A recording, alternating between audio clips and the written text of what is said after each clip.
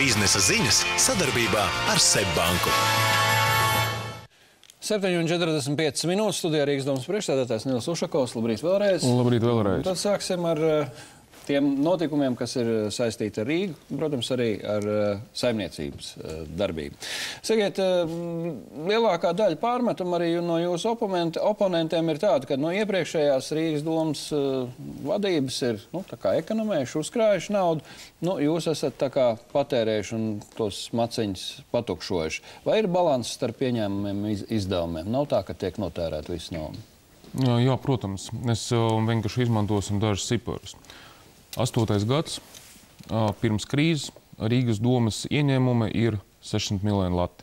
9. gads, jaunais sasaukums, tad jau īsti krīze paspēja sākties, ieņēmumi ir 415 miljoni. Tad bija milzīgs ieņēmumu kritums. Tas ir viens. Neskatoties uz to, ka mums nokrita ieņēmumi ievērojami, mums tikai tagad ieņēmumi ir pie 470 miljoniem latiem. Tas ļoti lielā mērā atpaliek no tā, kas ir bijis pirms krīzes. Mums ir izdevuma rezerve. Mums ir tīra rezerve, kas bija 9. gada 89 miljoni lati, uz šī gada 1. janvāra bija 69. Ir mazāk, bet tā ir tīra rezerve, kas ir jau sastādīta ieskaitot noteiktu deficītu.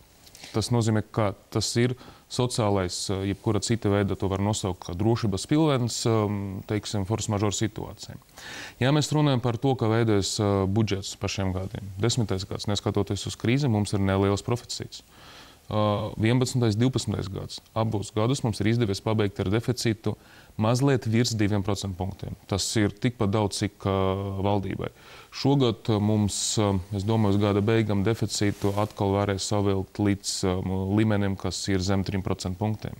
Mums katru gadu... Bet tomēr bišķi pieaug. Jūs minējāt 2% punkti un līdz 3% punktiem. Mums vienkārši precīzi neatceros, cik mums bija 11. 12. gada, tur 2,3, 2,4 apmēram tāda līmenī mums ir deficīts.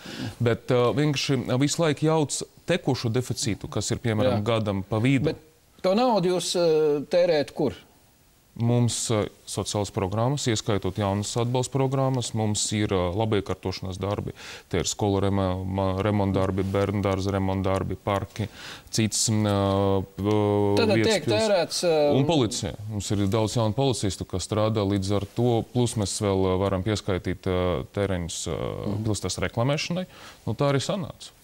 Ja mēs runājam arī par tiem uzlabojumiem, nav noslēpums, iekšpagalam tiek sakārtoti, tiek asfaltēti, bet ir tādas, tīri tādas saimnieciskas lietas. Es arī tagad braucot pāri Salu tiltam skatos. Šo tiltu remontēs 2014. gadā. Līdz šim ceļnieki teica, ka līdz šim brīdim nav bijuši un veikti praktiskās apkopas darbi. Ja mēs runājam par Salu tiltu, šo tiltu neremontēja kopš 6. gada, kad to tiltu uzbūvēja. Bet jautājums ir par to, ka mēs tehniski nevaram atļauties sākt remontēt Salu tiltu, kamēr nav pabeigts Dienvidu tilta 3. karta, jo pa Dienvidu tilta 3. kartu mēs novirzīsim visu transportu kustību.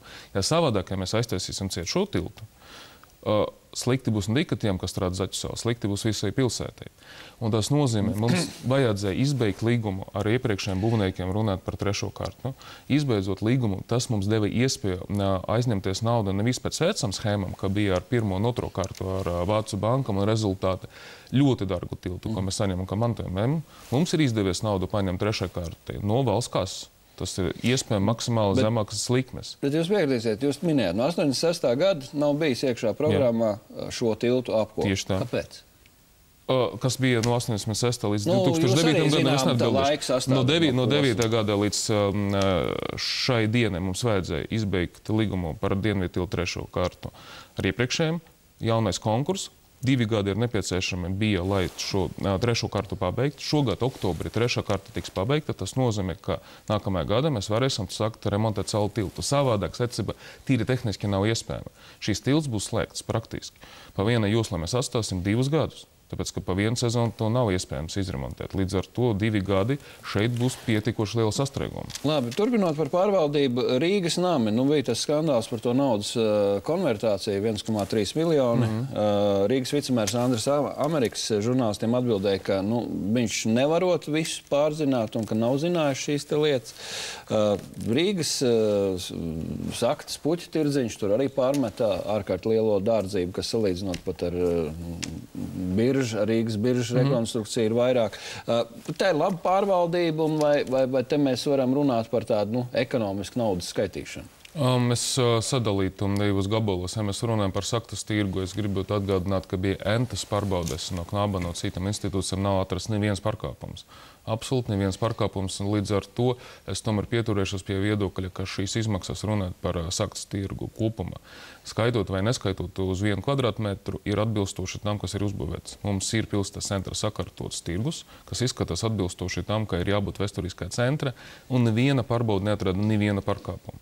Ja mēs runājam par to, kas notiek ar naudas konvertāciju un pazaudēt naudu, šī bija mūsu kļūda. Kļūda tā ziņa, ka cilvēki, kas strādāja pie mums, izradies bija spējīgs pieļaut un izdarīt kriminālu noziegumu, bet šeit es gribu tomēr atzīmēt, ka tas pats Amerikungs, neskatoties uz to, ka Kavāts, kas strādāja Kavāts priekšsēdētājs, bija Amerikunga partijas biedrs, viņš pats to Kavāts nodeva policijai, izslēdz no partijas, un tas ir piemērs bija un ļoti svarīgs signāls visiem pārējiem mūsu cilvēkiem, kas strādā Rīgas pašvaldību. Pat ja tu esi mūsu partijas biedrs, tu nevarēsi pārkāpt likumu, mēs paši tev nodosim policijai. Jā, tas dažreiz notiek. Jautājums galvenais ir par to, kāda ir tālāka rīcība. Ušaga kungs, runa jau nav par to, ko Knāps ir atradis vai neatradis. Knāps arī ir konstatējis vienam no vadošās pozīcijas biedram, jā, arī tur darījums ar mašīnu, viss ir kārtībā. Bet no ētiskās puses skatoties arī pilsētnieki apskatās, kiosks maksā dārgāk nekā biržas nams. Kopējais projekts maksāja 700 000. Neviens nevarētu uzcelt šo kiosku ar visam šim prasībām lētāk. Ja mēs būvētu to lētāk, mums iznāktu tas pats tirdziņš, kas ir tagad pie Orīgu, kas izskatās drausmīgi, kas pieder privātiem. Un ja mēs uzbūvētu lētāk, jūs būtu pirmais, kas te man uzdot jautājums, kāpēc tāds kalns ir pilsētai pa vidu. Līdz ar to es tomēr palikšu pie viedokļa, bet tā ir man tiesības, ka šis projekts ir ok. Uzbūvēta nauda notērēta. Ja mēs runājam par Rīga ostas pilsētu, piekritīsiet, vai ne? Tā tas ir bijis kopš vēsturiskiem laikiem. Tagad osta numur 1 Baltijas valstis. Jā. Par termināliem. Rīgas doma 2011. gadā, tad jūs jau vadījāt, deva zaļo gaismu Sijā Rīga fertilizēra terminālu minerālu mēslu uzglabāšanai. Tur 2 miljonus gadā tonu plāno pārklaut šo minerālu mēslu un ir 600 tonu jeb amonija nitrāta. Un tas amonija nitrāts, tas ir tas, kur tur Teksasā uzgāja gaisā. Apdraudēja pilsēta. Rīgā būšot 4,6 reizes vairāk šis apjoms, ko pārkraus. Vai nav tādas bažas, ka tas varētu radīt gan vides piesārņojumu, gan arī tādu sprādzienu bīstamu situāciju? Pirmām kārtām es gribētu pastāstīt to, ka osta visu laiku notika tieši šo kravu pārkraušanu tikai citos terminālos. Apmēram tāds pats apjoms. Tas nav nekas jauns. Un līdz ar to kopējais apjoms, ja mēs runājam par minerālu mēsliem un pārkraušanu, viņš pēc būtības nepalielināsies. Vienkārši no citiem termināliem, kas nav tik moderni, aizies uz šo modernu. Un no drošības viedokļa šis ir labs tāds pilsētai, jo šie termināli tie ir drošāki un jaunāki. Un tie izgāja saskaņoši no visas valsts iestādes, atbilstošas institūcijas, tas saņems no vides aizsardzības ministrijas bija dota zaļa gaisma. Mēs varējām to atļaut tikai pie nosacījuma, ka vispārējais institūcijas to atļauj. Un kad Rīgas domas balsoja, Rīgas domas balsojums bija pēc būtības nav tā kā formalitāte, bet tas vienkārši apstiprināja to, ko saskaņo vispārējais iestādes. Un līdz ar to šeit es gribētu pateikt, ka situācija osta būs labāka, jo šo konkrētu kravu pārkraušana no citiem termināliem aizies uz moderniem, kas ir izdevīga grīdziniekiem. Drošības ziņas viedāk. Sakiet, bet labi, doma dod piekrišanu, speciālisti dod atzinumu. Jūs esat arī salīdzinājuši, kādas notiek. Tas pārmetums ir tāds. Bīstams kravs, Rīgas pilsēta, liela iedzīvotāju skaits. Kā tas notiek? Pieņemsim Hamburgu, cits ostas pilsētas, teiksim, Tallinā. Vai ir šādas, kaut kādas drošības garantijas tam, ka pie mums, līdzīgi kā Teksasā, nekas nevar notikt? Šeit mums ir viss atbilstoši tām prasībām, kas ir. Mēs runājam par tāda tipa krāmu. Līdz ar to, ja atbilstoši iestādēs deva savu speciālistu atzinumu, kā tā drīkst darīt, mums nav neviena pamatojuma to kādā veidā apšaubīt. Es saprotu, ka mums visiem priekšā ir piemērs no ASV. Diemžēl tehnoloģiskas katastrofas notiek ik pa brīdi pa pasauli, notiek ar elektrostācijām, ar vispārēju, bet tas nenozīmē, ka mums uzreiz vajag apstādināt visus projektus, kas ir saistīts ar kaut kādām jaunām tehnoloģijām. Es formulēšu savādāk jautājumu. Ko man kā rīdzniekam dod šādu, krāvu apgrozījumu šeit Rīgas ostā? Pirmais, ko es jau esmu minējis, šis krāvas tagad ies un tiks pārkrauts modernākai termināli. Līdz ar to visiem rīdziniekiem drošības jautājums ir svarīgi, un tas nozīmē, ka šais jaunais termināls tas notiks drošāk. Tas ir viens ļoti nozīmīgs punkts. Otrais, tas ir papildus darba vietas. Tomēr visi tie, kas būvē to, visi tie, kas tur strādās, tas atkal ir tas vietas, kur cilvēki varēs pelnīt naudu. Par Rīgas satiksmi. Tas ir tas arī, par ko visu lauž šķēps, tiek dotēts 50 miljonu vairāk kā izmaksā. Kas tur ir? Tur ir kārtība, nav kārtība, jūsu viedoklis? Jūs maināt savā programmā, solat, tad strādā viņi ar mīnusiem, jūs solat arī nomainīt 175 autobusus, jā? Jā, 125 trolejbus, 86, es nemaldos, procenti rīdzinieku pozitīvi vērtē to, kas strādā Rīgas satiksmē. Tas ir viens to, ko mēs redzam pēc visiem aptaujām. Uzņēmums nestrādā ar zaudējumiem. Es neizmantotu šo vārdu runāt par Rīgas satiksmi, jo Rīgas satiksme pilda sociālu funkciju. Rīgas satiksme mierīgi var strādāt ar peļņu, nav nekāda problēma. Pusotrs slāds par biļeti, nav nekāds atlaides un viss, un punkts. Un Rīgas satiksmē būs peļņa. Nebūs pie reisu uz Bolderāju, uz Jaunciemu vai kaut kur citur, tāpēc, ka tālu un nav izdevīgi. Bet tomēr būs peļņa.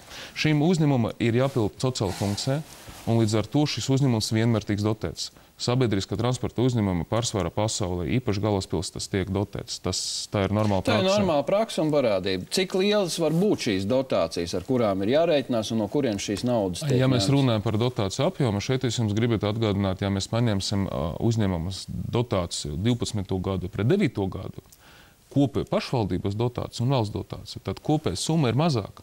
Līdz ar to 12. gada uzņēmums Rīgas satiksme strādā ar mazāko dotāciju nekā 9. gada. Vienkārši ir samazinājusies tā daļa, ko dod valsts, un attiecīgi mēs bijām spiesti palielināt pilstas īpatsvaru. Bet kopēja summa taču ir mazāka. Bija nesen Rīgas satiksmē smukāk. Jā, Haidī, labi strādā viņi. Ar mīnusiem, bet ēka laba. Viņiem ir labi arī tramvaji, ir jaunie trolejbusi, būs un autobusi. Viņiem ir jānodrošina atbilstoši darba apstākļi 5000 darbiniekiem. Tas ir normāli. Labi, noslēdzot mūsu sarunu, jūsu sarkanās līnijas, ja jums tādas ir, ar ko jūs strādāsiet pēc vēlēšana datuma, vai nestrādāsiet, vai jums ir tādi, teiksim, politiskie oponenti, ar kuriem nekādā gadījumā? Mums ir izdevies 9. gada izveidot komandu, kas nostrādāja 4 gadus bez neviena politiska vai parteiska iekšē konflikta. Mūsu galvenais uzdevums ir atjaunot mandātu, saņemt mandātu no rīdziniekiem, lai mēs varētu turpināt darbu ar esošu komandu. Mēs ejam uz to, ka mums šajās vēlēšanās būs apmēram 55%, kas ļaus mums strādāt, neveidot koalīciju ar, piemēram, kaut kādu vienotību vai kaut ko tam līdzīgu. Bet, ja šie skaitļi tā nesakrīt, tad jūs arī mums nav plāna B. Mēs ejam uz to, ka mums ir absolūtais vairākums. Mēs strādājam pie tā, lai rīdzinieki atjaunotu mums saņemtu pirms 4 gadiem mandātu. Labi, paldies. Paldies, ka radāt iespēju šorīt no rīta pie mums atnākt. Vienmēr prieks.